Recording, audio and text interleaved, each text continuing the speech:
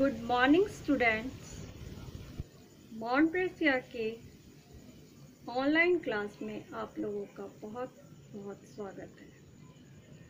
कल मैंने आप लोगों को चैप्टर 2 से संबंधित कुछ बातें बताई थी। तो चैप्टर 2 आप लोगों का छोटा जादूगर है। छोटा जादूगर जो है वो श्री जयशंकर प्रसाद जी द्वारा लिखा गया है। इसमें एक ऐसे लड़के का वर्णन किया गया है जिसमें साहस भी है, स्वावलंबन भी है और उसमें मातृ सेवा के गुण भी मौजूद हैं।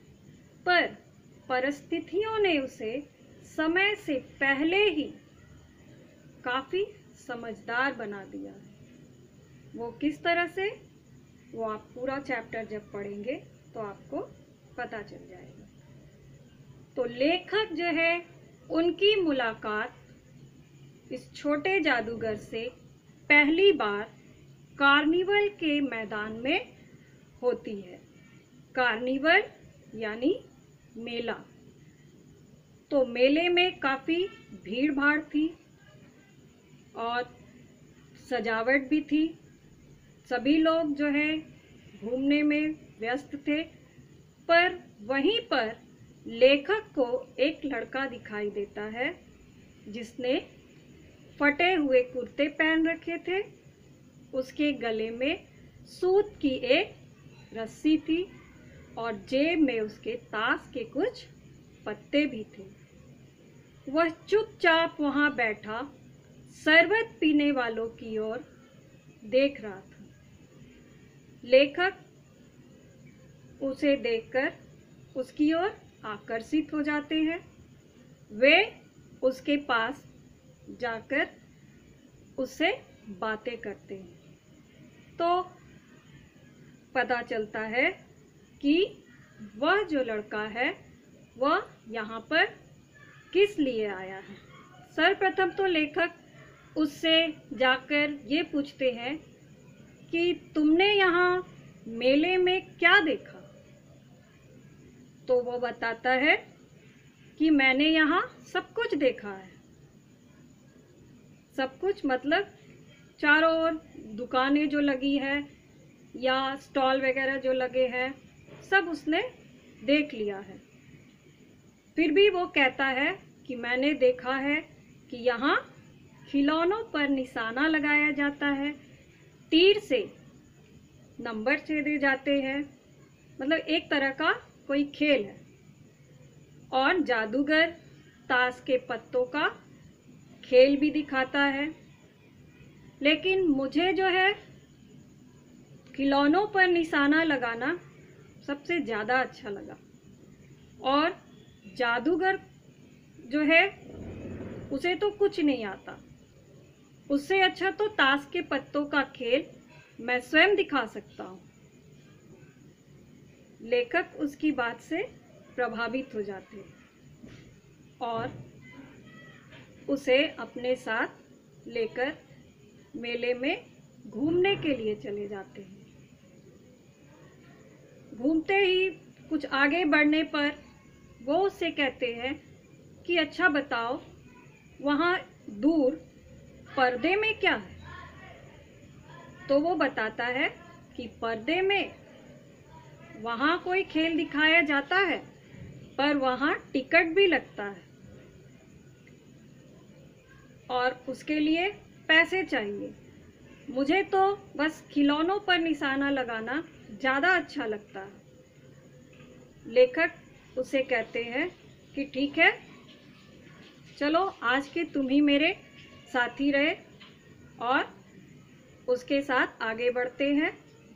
तो सबसे पहले वो उसे शरबत पिलाते हैं और शरबत पीने के बाद उससे लेखक जो है उसके घर परिवार के बारे में पूछते हैं कि तुम्हारे घर में और कौन है। तो छोटा जादूगर यह कहता है कि उसके पिताजी जेल में हैं। वह यह बात बड़े गर्व से कहता है। गर्व से कहने का मतलब ये कि उसके लिए कोई शर्मिंदगी नहीं, क्योंकि उसके पिताजी जो है वो देश के लिए जेल में है, उसकी माँ बीमार है। तो जब लेखक को पता चलता है कि उसकी माँ बीमार है, तो वो उससे सवाल करते हैं कि जब तुम्हारी माँ बीमार है तो तुम यहाँ अकेले मेले में क्या कर रहे हो, तमाशा देखने आए हो? वो जवाब देता है कि मैं तमाशा देखने नहीं, दिखाने निकला हूँ। कुछ पैसे ले जाऊंगा तो माँ के लिए पथ्य दूंगा। पथ्य यानी रोगियों को दिया जाने वाला भोजन। शरबत पिलाने की वजह अगर आप मुझे मेरे खेल को देखकर मुझे कुछ पैसे दे देते तो वो मेरे लिए ज़्यादा अच्छा होता।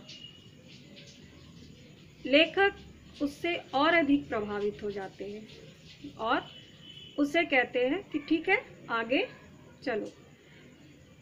आगे बढ़ने पर लेखक उसे जो है 12 टिकट खरीद कर देते हैं।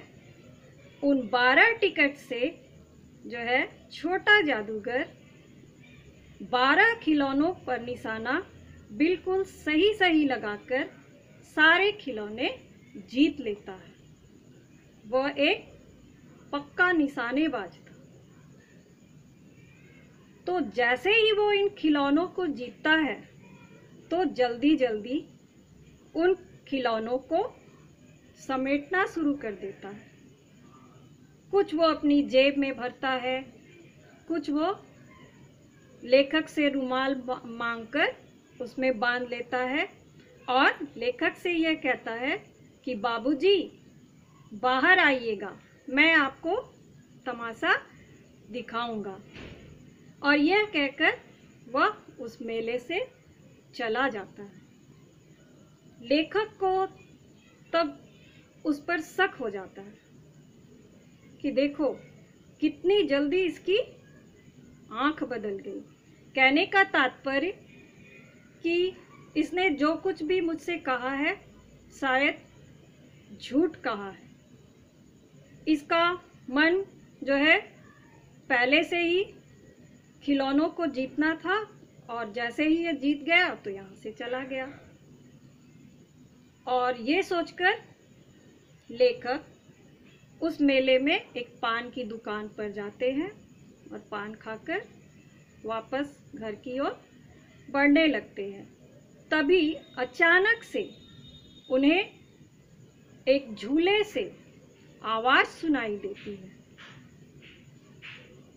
बाबूजी, इस तरह से आवाज आ रही थी। लेखक जो है देखते हैं कि वही छोटा जादूगर है, पर लेखक उसकी ओर ध्यान नहीं देते। वो अपना मेला जो है घूमकर बाहर निकल जाते हैं। तो इस तरह से लेखक की पहली मुलाकात जो है उस छोटे जादूगर से होती है। उसके बाद लेखक जो है उस छोटे जादूगर से दूसरी बार भी मिलते हैं। वो कब मिलते हैं वो मैं आपको नेक्स्ट क्लास में बताऊंगी। और आज का आपका होमवर्क होगा रिवाइज चैप्टर 1। Thank you.